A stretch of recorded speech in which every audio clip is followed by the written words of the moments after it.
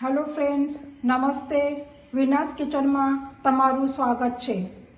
આજે બનાવીશું ગ્રેન્યુલા બાર. એના માટેની સામગ્રી: બદામ લીધા છે 50 ગ્રામ, 50 ગ્રામ અખરોટ લીધા છે, 80 ગ્રામ ક્રેનબેરી લીધી છે, બે મોટી ચમચી પમ્પકિન બીજ, સનફ્લાવર બીજ અને વોટરમેલન બીજ લીધા છે, 2 મોટી ચમચી તલ લીધી છે, અળસીના બીજ લીધા છે 2 મોટી ચમચી, અડધો કપ સિંગદાણા લીધા છે. આની જગ્યાએ તમે ખારે સિંગ પણ લઈ શકો છો. અને 3 મોટી ચમચી હની લેવાનું છે. આ બધી જ સામગ્રી એક બાઉલમાં મિક્સ કરીને લઈશું. સિંગદાણા, બદામ, અખરોટ, બીજ,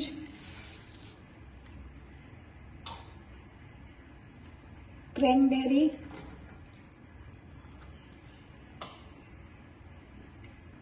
અળસીના બીજ, તલ, આ બધી સામગ્રી પહેલાં મિક્સ કરી લઈશું.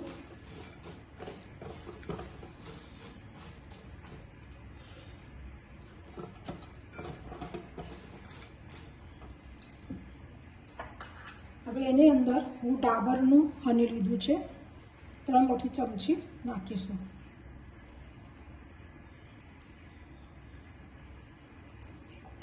હવે આને પણ બરાબર મિક્સ કરી લઈશું. આ વ્યવસ્થિત મિક્સ થાય એટલે મને એને બેક કરવા માટે માઇક્રોવેવમાં મૂકવાનું છે. હું આ જે બાર છે એ હું માઇક્રોવેવમાં બેક કરવાની છું. આ બાર ખાવા માટે બહુ સરસ લાગે છે. નાના બાળકોથી મોટાને બધાને જ આ રેસીપી ગમશે. આના અંદર શુગર કે કંઈ પણ સ્વીટ નાખવાનું નથી, ખાલી હનીનું જ છે. તમે જોઈ શકો છો બધું વ્યવસ્થિત મિક્સ થઈ ગયું છે. આ સામગ્રી વ્યવસ્થિત રીતે મિક્સ કરવાની છે જેથી અંદર બેક વ્યવસ્થિત થાય. મારું માઇક્રોવેવ છે એ હું 15 મિનિટ માટે પ્રીહીટ કરી લીધું હતું. તમે જોઈ શકો છો.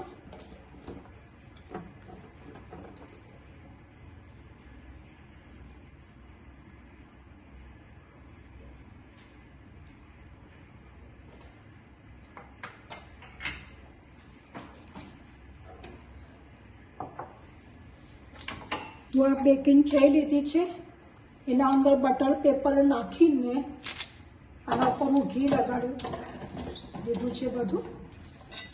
તમે જોઈ શકો હું ઘી લગાડું છું.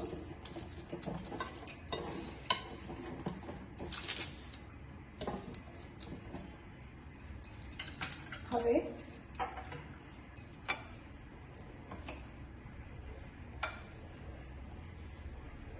આ બેકના ઉપર એક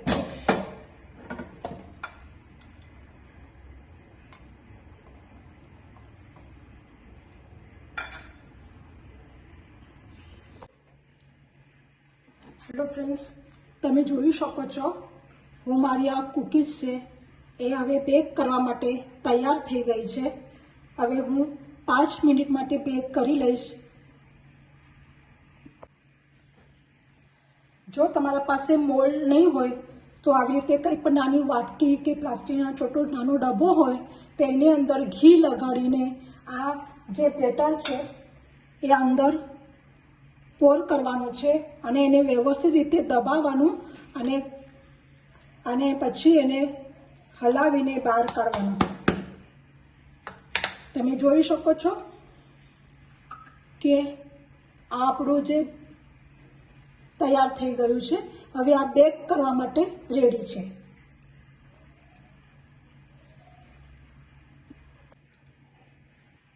હવે હું આ ડબ્બીના અંદર પોર કરું છું. તમે જોઈ શકો છો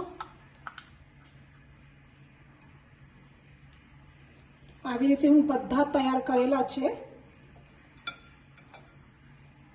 હવે આને થોડુંક પ્રેસ કરવાનું, અંદર પહેલાં ઘી લગાડવાનું છે અને પછી આ જે આપણી વસ્તુ છે એ અંદર પોર કરી દેવાની છે.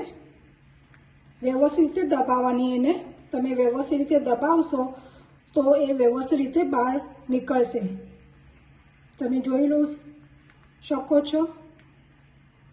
હવે હું એને બહાર કાઢું છું.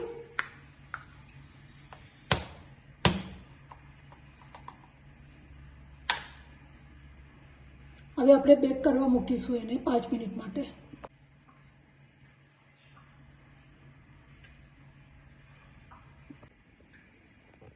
હવે આપણી ગ્રેનોલા બાર બેક થઈ ગઈ છે અને ખાવા માટે રેડી છે.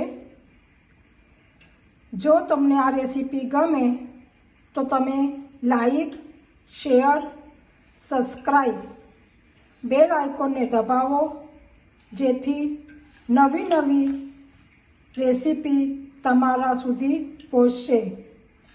Thank you for watching.